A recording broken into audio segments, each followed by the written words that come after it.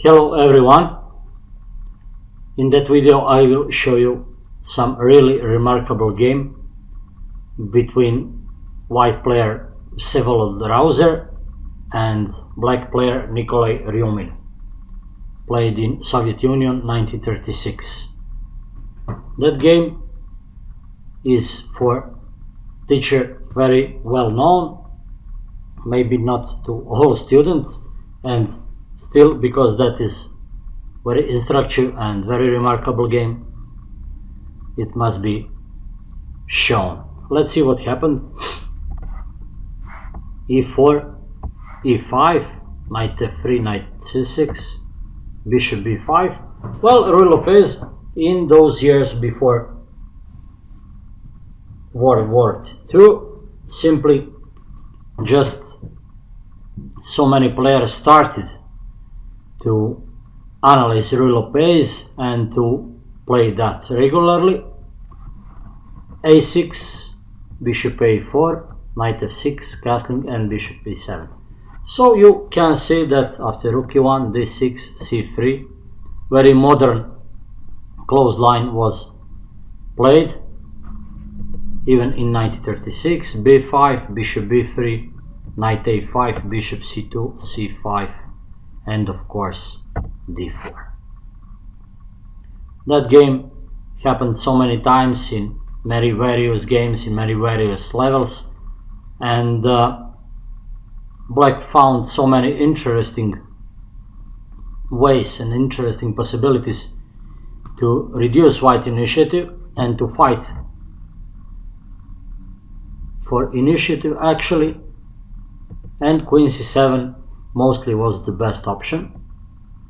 Knight bd2, knight c6, and a4. Of course, if knight c6, instead of knight c6, castling can be played, but then white can answer d5, somehow making knight on a5 bad. Black decided before white plays d5 to play knight c6, but after a4, rook b8, white rook occupied open a file. d takes c happened.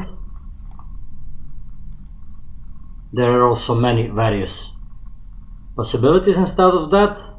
For instance, d5, once again kicking black knight, and also knight f1 maybe. But white decided to play knight f1 after exchanging on c5. Well, knight f1, bishop e6 was played. There was other possibility casting, and after knight e3, for instance, h6. Idea of h6 is to make bishop on e6 safe and to prevent knight g5, although now there is possibility knight h4, interesting possibility. Instead of knight e3, of course, white can go for knight g3, but that will be completely different story. Let's see what happened in game. Bishop e6, knight e3, and castling. White can play queen e2 now, or knight d5 even, but still white went for knight g5. Normal move. Black will probably face white knight e3 infiltrations to d5 and f5. So bishop e6 is defender on that squares, and white intends to exchange it. Simply knight on e3 is more useful than knight on f3, and also queen now is open. And after rook fd8, which actually happens, queen f3 is very good possibility. Now maybe the most reasonable possibility for black was bishop c8, as annotators of that game found as the best. I agree with them. Black should still keep that bishop. White has possibility to play knight f5, but after then h6, knight must go back, and c4, black has comfortable play. Or for instance,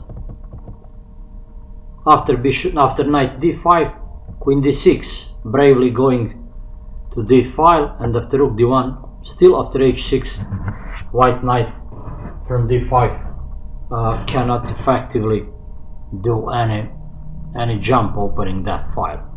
So that didn't happen, and after queen f3, black played rook d6.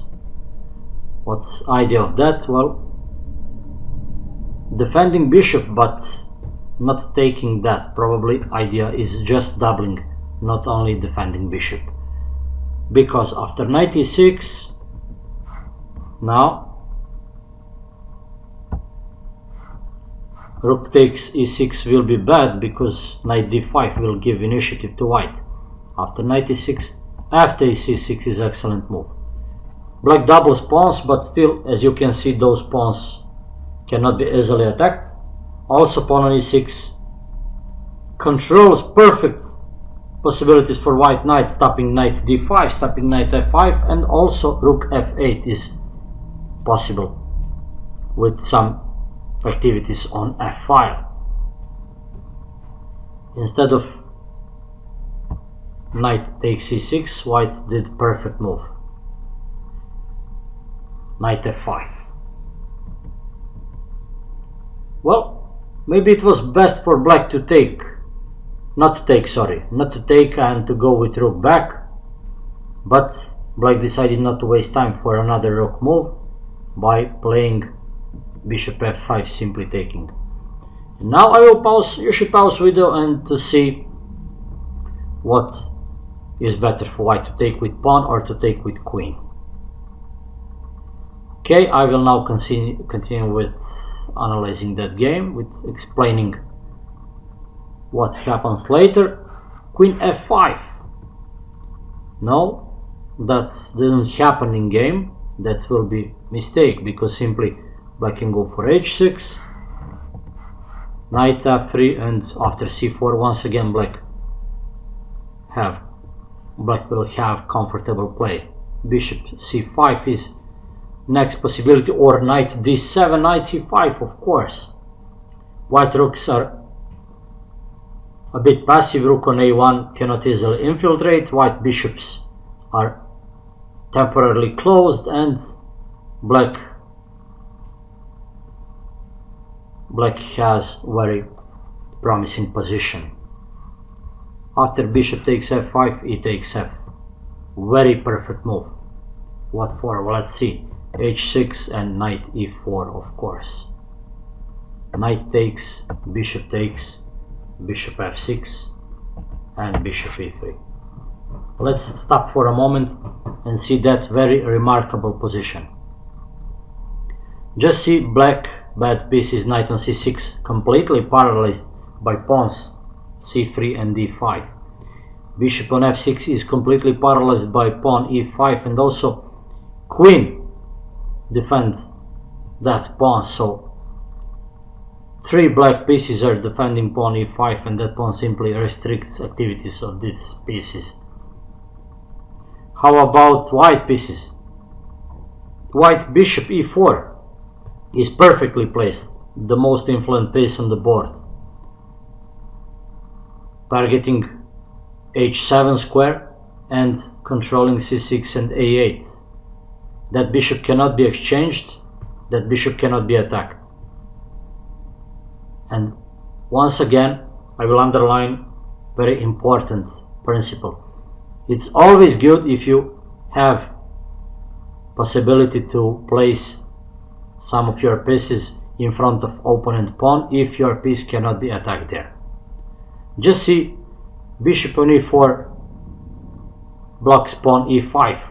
That pawn on e5 restricts black 3 pieces, and still bishop on e4 just wait opportunity to after f6 to make dangerous threats to h7 square. About white other pieces, bishop on e3 is also perfect, attacking c5. Sooner or later black will play c4, and that bishop will support rook a7 penetrating, and also that bishop eyes on h6, some sacrifice will be possible. White rooks can dominate a file if necessary. Queen is very active, and white in that moment has very huge advantage. Maybe even in that moment strategically game is over. Black tries something with knight e7, and white once again played perfect move b4. White is not afraid of c takes b, because after that bishop c5 is next move, connecting pawn and bishop, closing c file, and simply rook can go to a7 easily. Knight on e7 is restricted very well by bishop e4. Bishop f6 is also paralyzed, and even some black active pieces like queen c7 and rook d6 are out of infiltration squares. Black answers with c4, going for blockading position, but that just was even worse than c takes b, because now even black queen cannot access any squares on c file. White continues g3 patiently, waiting for black activities. Rook a7 was also a reasonable option, of course, as you can see, but for some reason white played g3. Well, I think idea was probably h4, intending later queen h5 with g4 g5, but instead of that white should immediately maybe go for queen h5. Rook d7 happened, and now white used possibility to play rook a7. Why rook a7? Well, simply white wants to exchange only black active piece, and after that h4. Idea is to prevent black bishop g5 exchanging bad bishop for good one, and also idea is queen h5 and g4 g5 with decisive attack. White should go maybe for rook d1 and also rook a1 with rook a7. Everything is playable, and choosing any of that plans, infiltration via d file, infiltration via a file, or attacking on king side, every of that plans must lead to easy victory to white. Black played king h8, and that move just helped to white. Why? Well, simply queen h5 now is not needed. Why not needed? Because simply g4 easily makes dangerous threat g5. Well, with king on h8, black cannot take bishop h4, that's the point. Queen h3 will happen, and bishop g5 will cost black a piece. King is on h8 and pawn h6 is pinned. If bishop f6, of course, g5 once again winning the piece. Black will have no compensation for lost piece. White will win that game easily. After g4, black decided to make space for bishop after knight g8, g5, bishop e7, and rook d1. Before decisive thrust, white just wants to kick black queen and dominate on open file, and finally, yes, of course, you guess, f6. G takes f, of course, would be met by queen f5, mating black king very soon. Black decided to sacrifice piece, but that was useless. Black just delayed defeat. Bishop c2, rook d8, bishop h6, rook d1, and after a few moves black decided to resign. Black just played knight d5 and resigned immediately. Simply, of course, white will play queen h5, intermediate check, defended h4 same time with bishop e5, and after that black can resign. Very remarkable game by Vsevolod, very stunning attack and realization of huge positional advantage. Everything started with knight f5, and after bishop f5 you remember e takes f, perfect move. Why? Well, simply look at pawn e4. That pawn restricts white knight, white queen, white rook, and white bishop. And disappearing that pawn, all white pieces became very active. Queen gets diagonal to a8, rook gets diagonal, knight has comfortable play after h6 to retreat there, not to h3 of course, and finally after retreating, white bishop on e4 dominates. That's key position, key strategy position of that game, and one of the most remarkable positions I ever faced in my chess career. So after reading so many books, after analyzing so many games, still I often enjoy when I see that position once again. Just look at white bishop, e4. Targeting left, targeting to right, and stopping pawn e5. Simply, white bishops paralyzed all black pieces. White dominates a file, which can bring so much to white later. Same time, d file controlled by rook d6 cannot bring nothing to black because white bishops controls all infiltrating squares on d file. Brilliant game by Browser, and hope you learned a lot from that game. That was game very well reflecting power of bishop pair in middle game, and especially if that bishop pair fights against paralyzed knight and paralyzed bishop. Hope you enjoyed that video, and see you soon with new material. Bye bye.